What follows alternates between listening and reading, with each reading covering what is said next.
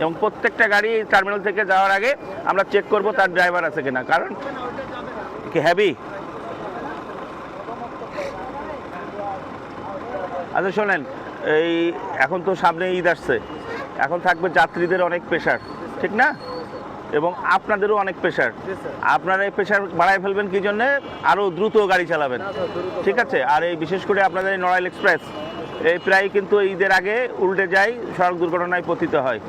কাজেই এই ঈদের অন্তত ঈদ উপলক্ষে যাতে মানুষ শান্তিতে বাড়ি ফিরতে পারে এবং শান্তিতে ঈদ শেষ করে যেতে পারে, এই জিনিসগুলো আপনারা একটু ইনশিওর করবেন। আপনারা গাড়ির গতি কম রাখবেন, পারতপক্ষে ওভারটেকিং করবেন না।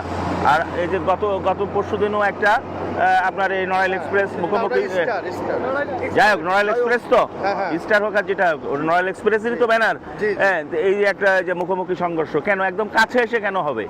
হ্যাঁ, এটা হলেও না লং রুটে হতে পারে, কিন্তু একদম যেখানে গাড়ির রাস্তা খুবই সরু, মানে সরু রাস্তা, সেইখানে তো সড়ক দুর্ঘটনা হওয়ার পরিমাণ কম, কারণ সেখানে আপনার গাড়ির গতি থাকবে কম।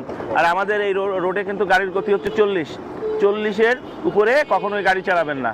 এবং আপনার জীবনও জড়িত, এবং আপনার সাথে 50 জন লোকের জীবন জড়িত, ঠিক আছে? এই জন্য খুব কেয়ারফুলি গাড়ি চালাবেন এবং সুস্থভাবে ফিরবেন। আশা রাখবেন যে আপনি যদি চিন্তা করেন আমি সুস্থভাবে ফিরবো, তাহলে আপনার সাথে যারা থাকবে তারাও সুস্থ থাকবে, ঠিক আছে? ধন্যবাদ। আমরা এই যে গাড়ি ছাড়ার সময় আমরা এখন ওই ড্রাইভিং লাইসেন্স চেক করে আমরা ছাড়বো গাড়ি, ঠিক আছে? যাদের ড্রাইভিং লাইসেন্স নাই এই আমরা তাদেরকে এই যাত্রী বহন করতে দিব না।